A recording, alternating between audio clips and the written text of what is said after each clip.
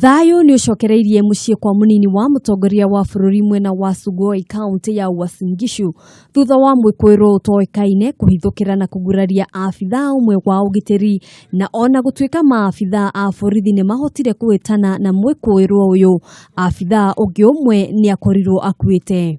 Kũrũmĩrĩra tharĩkĩro ĩno, munini wa mutongoria wa bũrũri nĩ akũmithĩtie arĩa marĩ na matanya ma kũrehe wagagu, akiuga matikũguoyohio nĩ njama cia mũthemba ta ũyũ. Ruto ekwaragia ũũ mwena wa Murang'a hĩndĩ ya igongona rĩa kwamũkĩra mũthikabu mwerũ mwena ũcio. Those who seek to frustrate our unity or undermine our progress or work towards destroying our nationhood will not succeed.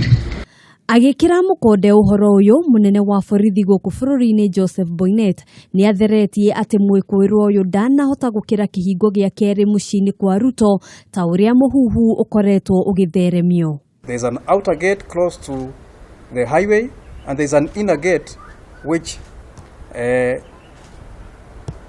leads to the residence of the deputy president.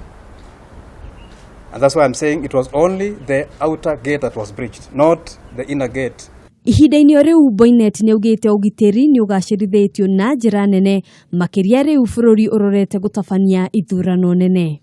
We have heightened alertness across the country and we wish to call on the public as well to be conscious of their surroundings at all times. Aikari a Sugoi onao no moretie thirikari kũgacĩrithia ũgitĩri makiuga matingĩtĩkĩra kuona thayo ũrĩa makoretwo naguo ũgĩtharario ihinda-inĩ ta rĩrĩ. Tunachoomba zaidi hapa ni usalama, kwa vile usalama hapo kidogo ni kama tulishikwa katika hali ambayo hatukuwa tunajua, hatukuwa tunatarajia chochote. Ikakuwa ni hali ya kuwa sasa lazima waweke mikakati nzuri zaidi ya kupambana. Sasa hii mambo ni ugaidi.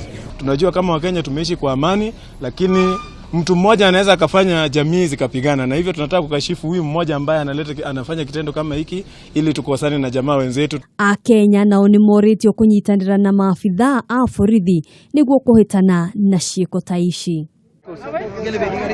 Handũ-inĩ ha Kameme TV, njĩtagwo Ngina wa Wandurwa.